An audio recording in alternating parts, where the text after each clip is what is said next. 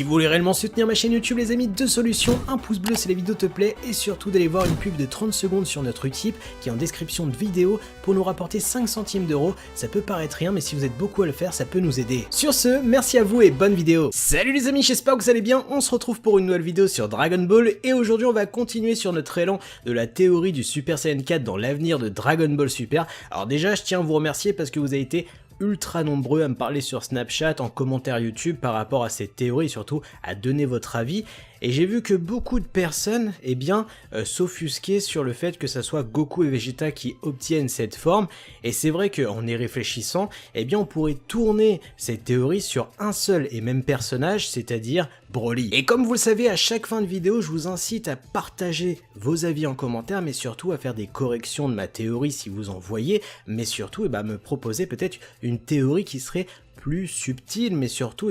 plus plausible dans l'avenir de Dragon Ball Super. Et beaucoup de personnes m'ont aiguillé sur la transformation du Super Saiyan 4 que sur le personnage de Broly. Alors effectivement, comme tout le monde, je suis amené à réfléchir mais surtout à me corriger. Alors pour l'instant, je reste quand même convaincu qu'il n'est pas impossible que Goku et Vegeta débloquent la forme Ikari, le Super Saiyan 4. Mais on peut avoir un deuxième choix scénaristique, c'est-à-dire le donner uniquement au personnage de Broly, tout simplement parce que Broly a eu une évolution totalement différente comparée à Goku et Vegeta. L'un des premiers points qui pourrait laisser penser que Broly serait le seul à avoir le Super Saiyan 4 dans Dragon Ball Super, c'est tout simplement quel est l'intérêt scénaristique d'apporter la forme Ikari puis le Super Saiyan 4 à Goku et Vegeta, puisque même si actuellement ils ont perdu peut-être temporairement leur pouvoir, ils ne peuvent plus se transformer ni en Super Saiyan ni en Super Saiyajin Blue, Goku et Vegeta seront sûrement amenés à retrouver leur pouvoir par la suite, c'est-à-dire la forme Ikari de Goku et Vegeta, faut vraiment se mettre à l'idée que s'ils l'obtiennent, resterait bien moins forte que la forme Ikari de Broly, puisque Broly est un individu à part qui a une puissance surdimensionnée et c'est un cas exceptionnel. Et ce pouvoir extraordinaire du personnage de Broly nous est très bien montré dans son film, puisqu'on voit un Broly en forme normale rattraper le niveau de Super Saiyan sans se transformer, mais surtout en forme Ikari, on voit à quel point c'est une bête, mais surtout un pouvoir qui est extraordinaire, qui est capable de rivaliser avec le Super Saiyan Blue de Goku et même prendre l'ascendant sur Goku au final. Et c'est quelque chose qui montre et suscite l'intérêt de se poser la question, est-ce que Broly ne pourrait pas développer ce non-contrôle de la forme Ikari et retrouver ses esprits pour tout simplement débloquer le Super Saiyan 4 qui serait la finalité de cette étape. Comme je vous l'ai dit, Broly est un cas exceptionnel, mais surtout c'est un personnage qui a subi une évolution totalement différente comparé à Goku et Vegeta qui eux ont abandonné le potentiel de Zaru depuis bien des années et surtout qui ont subi une branche d'évolution totalement différente. Là où c'est réellement différent, c'est que Broly a dû être à l'état sauvage entre guillemets, être sur Vampa, survivre, mais surtout puiser dans une puissance qui lui était plus ou moins inconsciente, puisque vous le savez, l'Ozaru, c'est le dernier recours pour un Saiyan quand il est en menace ou en danger, etc. pour vaincre l'ennemi, mais surtout réussir à coloniser la planète. On le sait dans le film, Paragus a expliqué qu'il a coupé la queue de Broly puisque Broly était un danger en Ozaru, mais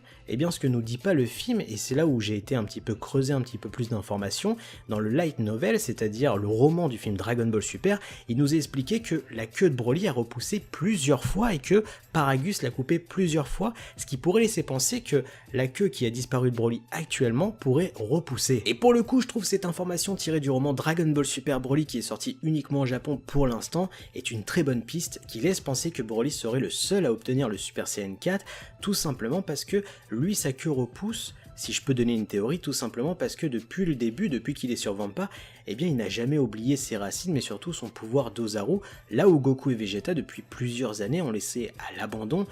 peut-être consciemment, le pouvoir de l'Ozaru puisqu'ils avaient obtenu le Super Saiyan. Ils étaient partis dans des branches d'évolution qui étaient totalement différentes. Lui, Broly, a su s'adapter mais surtout développer ce pouvoir qui est le pouvoir originel du Saiyan. Et quand je vous expliquais que chacun a subi une évolution différente, c'est dans l'évolution d'une espèce, quand il y a quelque chose qui est plus utile à l'espèce, elle disparaît. Et c'est pour ça qu'on pourrait partir du principe que la queue de Goku et Vegeta n'a jamais repoussé, tout simplement parce qu'ils en avaient plus l'utilité. Là où Broly, on a clairement l'utilité puisque lui, même à l'heure d'aujourd'hui, tire son plein potentiel de la puissance de l'Ozaru. Et très concrètement, ça serait mentir de dire que la forme Ikari de Broly n'est pas de similitude avec le Super Saiyan 4, déjà qu'elle tire sa puissance de l'Ozaru, à savoir comparé à un Super Saiyan 4, lui n'est pas sous contrôle, c'est-à-dire qu'il est incontrôlable sous cette forme. Le Super Saiyan 4 a pleinement le contrôle, mais surtout au niveau du Chara Design, la coupe de cheveux de Broly en Ikari est la même que Goku en Super Saiyan 4, et surtout les yeux qui laissent penser que c'est la forme intermédiaire pour obtenir le Super Saiyan 4. Alors bien sûr, si on part du principe que le Super Saiyan 4 serait amené dans Dragon Ball Super dans l'arc Moro, là où Goku et Vegeta ont perdu leur pouvoir actuellement, Goku et Vegeta auront leur rôle à jouer sur le personnage de Broly, puisque rappelez-vous, dans le film Dragon Ball Super Broly, Goku veut apprendre des choses au personnage de Broly et surtout à maîtriser son pouvoir.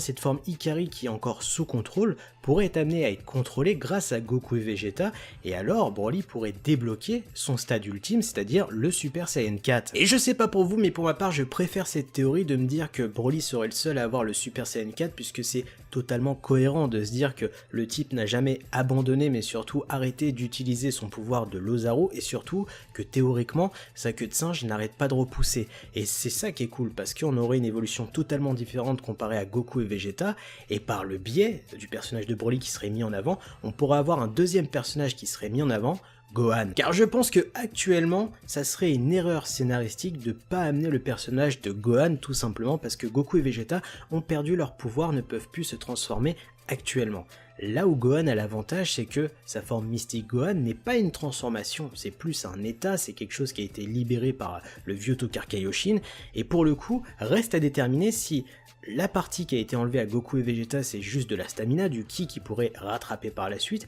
ou s'ils ont été privés pendant tout l'arc de transformation, on pourrait avoir deux personnages principaux pour cet arc, Broly et Gohan. Enfin voilà tout ce que j'avais à dire sur cette nouvelle théorie, merci à vous d'avoir partagé tous vos avis en commentaire, ça m'a vraiment aidé pour cette vidéo, mais surtout, je voudrais vous quitter avec un petit conseil pour ceux qui voudraient se lancer sur les théories, etc. de divers mangas. Il y a un seul point à garder en tête, le point de vue marketing. Parce que j'ai pu prédire Gogeta dans Dragon Ball Super, etc.